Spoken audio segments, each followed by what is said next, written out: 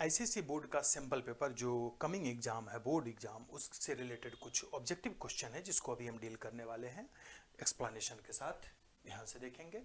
सबसे पहला क्वेश्चन है, choose the correct answer and write the correct option. पहला, wrapping up of data and method together as one unit is termed as. जहां हम data और method को एक यूनिट में कंबाइन करते हैं उसे हम क्या कहते हैं। पहला ऑप्शन है inheritance. Actually inheritance is the process of creating new class from existing class, so ये रॉन्ग है। दूसरा है पॉलीमॉर्फिज्म। पॉलीमॉर्फिज्म मतलब होता है different implementation of the method and operator with the same name, तो ये भी नहीं होगा। तीसरा ऑप्शन है encapsulation. Actually encapsulation is the method that is asking. Encapsulation is the method where we wrap data and method together. So the correct answer will be C. Next, the data type which is specified that the method does not return a value. वैसा कौन सा data type है जिसका मतलब होता है कि ये मेथड कोई वैल्यू रिटर्न नहीं करेगा। तो जब भी कोई डेटा टाइप देते हैं, कैर, इंट, फ्लोट, डबल, सब कुछ रेस्पेक्टिव टाइप रिटर्न करता है, केवल वॉइड एक होता है जिसका मतलब होता है नल, और ये कुछ नहीं रिटर्न करने के लिए होता है। और ध्यान रखना है कि जावा केस सेंसिटिव लैंग्वेज है और यहाँ पर कुछ कैपिटल में है, किसी का फर्स्ट कैरेक्टर कैपिटल है। और यहाँ पर एक और चीज़ बता दें कि जावा जो फॉलो करता है जिस रूल को, वो कैमल मेथड मतलब फर्स्ट जब भी कोई कीवर्ड होता है तो उसमें वर्ड्स का कॉम्बिनेशन अगर है तो स्टार्ट हमेशा लोअर केस से होगा और उसके बाद जितना भी सब्सिक्वेंट वर्ड है उसका फर्स्ट कैरेक्टर कैपिटल होता है, यानी स्टार्टिंग हमेशा स्मॉल से होता है। तो हम ये कह सकते हैं कि ऐसा एक ही है और वो है option B. Next, the logical operator which is an unary operator. वैसा कौन सा लॉजिकल ऑपरेटर है जो कि यूनरी ऑपरेटर भी है। ये लॉजिकल ऑपरेटर है, ये भी लॉजिकल ऑपरेटर है, ये जनरली शिफ्ट करने के लिए यूज होता है, तो करेक्ट आंसर इसका होगा सी। अगला, the scanner class is a dash class, यानी कि पूछा जा रहा है कि स्कैनर क्लास किस तरह का क्लास है। प्रिमिटिव क्लास है, डिराइव्ड क्लास है, रैपर क्लास है और सुपर क्लास है। फोर्थ क्वेश्चन है और इसका सही आंसर होगा बी, यानी कि ये एक डिराइव्ड क्लास है। math.pow पावर कैलकुलेट करने के लिए होता है 6, यानी कह सकते हैं कि ये लिखा हुआ है 6 to 5 पावर 1/2 प्लस math.sqrt, यानी कि math.sqrt स्क्वायर रूट है, यानी 144 प्लस अंडर रूट 144। ऐसा करता हूं, इसको मैं यहां फिर से लिख देता हूं, शायद ये दिख नहीं रहा होगा। तो इसके कहने का मतलब है कि 6, 2, 5 to the power 1/2 plus under root 144, इसका रिजल्टेंट क्या होगा। एक्चुअली ये मैथ का क्वेश्चन है, कंप्यूटर नहीं भी जानते हैं, तो हम इसको एक्सप्रेशन के रूप में लिख दिए हैं। सिंपली इसको सॉल्व करके लिख देना है क्या होगा। और यहां पर देखिए तो 144 अंडर रूट है, ये 12 होता है, तो अब 12 और इसको इवेल्युएट करना है। नेक्स्ट क्वेश्चन है, the correct if statement for the following ternary operator statement is. system.out.println क्या करता है, कंसोल पे रिजल्ट प्रिंट करेगा क्या, तो स्ट्रिंग के फॉर्मेट में ट्रू या स्ट्रिंग के फॉर्मेट में फॉल्स। इफ n mod 2 0 होगा then true, if n mod 2 then return true. Return नहीं करना है, प्रिंट करना है।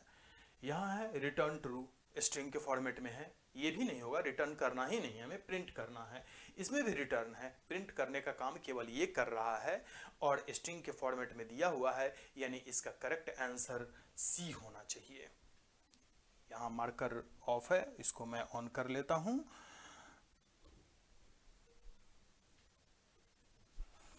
और मार्कर को मैं इधर कर देता हूं। या इसका करेक्ट आंसर होना चाहिए सी। नेक्स्ट क्वेश्चन है multiple branching statement of Java is actually for एक लूप है, डू वाइल एक लूप है, वाइल एक लूप है, तो स्विचिंग ही हमें मल्टीपल ब्रांचिंग की फैसिलिटी देता है। इसका करेक्ट आंसर हो जाएगा डी। नेक्स्ट क्वेश्चन हम देखते हैं, इसको क्लीन कर देते हैं और मूव करते हैं नेक्स्ट क्वेश्चन पे। ये है हमारा नेक्स्ट क्वेश्चन। यहां पे पहला सवाल है the number of bytes occupied by the constant 45 are. Constant 45 कितना बाइट जगह लेगा? तो ये 4 बाइट जगह लेगा, पहला। नेक्स्ट है do while loop is an entry controlled loop, exit controlled loop, infinite loop और finite loop. Actually do while एक लूप तो है, ये तय है, लेकिन होता क्या है जब भी डू वाइल हम लूप लिखते हैं तो डू ऊपर में लिखते हैं यहां, उसके बाद स्टार्ट करते हैं, उसके बाद हम यहां पे व्हाइल लिखते हैं बंद करने के जस्ट बाद, और ब्रैकेट के बीच हम कंडीशन देते हैं और यहां सेमीकोलन देते हैं, ये होता है। तो पूछा गया कि डू वाइल किस तरह का रूप है? Entry controlled. क्या एंट्री पे कंट्रोल हो रहा है? नहीं, ये तो एग्जिट पे कंट्रोल हो रहा है। वाइल के यानी जहां लूप खत्म हो रहा है वहां पे कंडीशन चेक कर रहा है, तो एग्जिट कंट्रोल्ड ये लूप है। इनफिनाइट लूप का सवाल ही पैदा नहीं होता है, फिनाइट लूप का सवाल ही पैदा नहीं होता, तो ये एक एग्जिट कंट्रोल्ड लूप है। इसका करेक्ट आंसर होगा सी। नेक्स्ट है एक स्टेटमेंट दिया हुआ for k equal to 1, k less than equal to 2, k plus plus, यानी एक लूप चल रहा है k जो 1 से शुरू होके 2 तक जा रहा है, यानी पहला वैल्यू 1 होगा, दूसरा वैल्यू 2 होगा। एक और लूप चल रहा है for m equal to 1, m less than equal to 4, m plus plus, ये 1 से लेके 4 तक जा रहा है, और पहला लूप 2 बार, दूसरा लूप 4 बार चल रहा है। तो जब भी इनर लूप होता है तो होता क्या है, मल्टीप्लाई हो जाता है। यहां पर पूछा गया how many times the inner loop is execute. सवाल ये है कि ये लूप कितनी बार काम करेगा, तो ये लूप 4 टाइम्स काम करेगा, चूंकि 4 बार चल रहा है। अगर आउटर लूप के साथ अगर हम लेके चले तो ये 8 बार काम करेगा। एक्चुअली इसका आंसर 4 नहीं होना चाहिए। How many times the inner loop executed, inner loop कितनी बार एग्जीक्यूट करेगा। इनर स्टेटमेंट के बारे में नहीं पूछ रहा है, लूप के बारे में पूछ रहा है, और इनर लूप जो है वो कहां तक जा रहा है उससे मतलब नहीं है। इनर स्टेटमेंट जरूर 4 बार रन करेगा, लेकिन ये लूप जो है वो केवल k1, k less than equal to 2 और k प्लस प्लस केवल 2 बार एग्जीक्यूट करेगा। Correct answer should be B. Next, a method with the same name as of class and with argument and no return data type is returned as, यानी एक वैसा method जिसका नाम वही हो जो क्लास के नाम पे है, विथ आर्गुमेंट जिसमें आर्गुमेंट है लेकिन रिटर्न वैल्यू नहीं है, उस no return data type is termed as, उसे क्या कहा जाएगा? Parameterized constructor, default constructor. Default constructor नहीं होगा, डिफॉल्ट कंस्ट्रक्टर में ना आर्गुमेंट होगा ना रिटर्न वैल्यू होगा, तो ये होगा नहीं। नॉन पैरामीटराइज नहीं है क्योंकि पैरामीटर उसमें लगा हुआ, रैपर क्लास अलग चीज होता है, तो ये हो जाएगा पैरामीटराइज्ड कंस्ट्रक्टर। 11th का आंसर हो गया A. Next, INT res equal to A, A capital में है। What is the value of RES, RES का वैल्यू क्या होगा? ध्यान रखना है ए अल्फाबेट है और कैपिटल है, केस सेंसिटिव लैंग्वेज है। वैसे भी कैपिटल और स्मॉल जब कोट के बीच लिखा हो तो एज इट इज उसको लेता है, लेकिन वैल्यू हम इंट यहां पर दिया हुआ, कैर है नहीं, तो ये इसका आस्की वैल्यू स्टोर करेगा। जनरली कैपिटल ए का आस्की वैल्यू 65 होता है, स्मॉल ए का 97 होता है, एंड सो ऑन, बी का 98, 99, इस तरीके से। तो इसका करेक्ट आंसर होगा C. The style of expressing single line comment is. Single line comment Java में देने के लिए डबल स्लैश का यूज करते हैं। ये जो है मल्टी लाइन कमेंट के लिए होता है, और ये दोनों गलत स्टेटमेंट है, ये दोनों यूज नहीं होगा। नेक्स्ट है the method of check if a character is an alphabet और not is letter, is alpha नहीं। The output of double dot parse double 71.25 plus 0.75, यानी कि इसको अगर डबल में पार्स करके अगर ये जोड़ दें तो आंसर क्या होगा? इसका आंसर होना चाहिए 72, क्योंकि 71.25 स्ट्रिंग फॉर्मेट में दिया गया, डबल में पार्स होगा तो 71.25 ही रहेगा, जिसमें 0.75 जोड़ेंगे तो करेक्ट आंसर हो जाता है 72। चूंकि डबल में पार्स किया हुआ है तो यहां ये भी आपको ध्यान रखना होगा कि ये 72 इंटीजर वाला नहीं बल्कि ये होगा। Next, the method to convert a string to upper case is.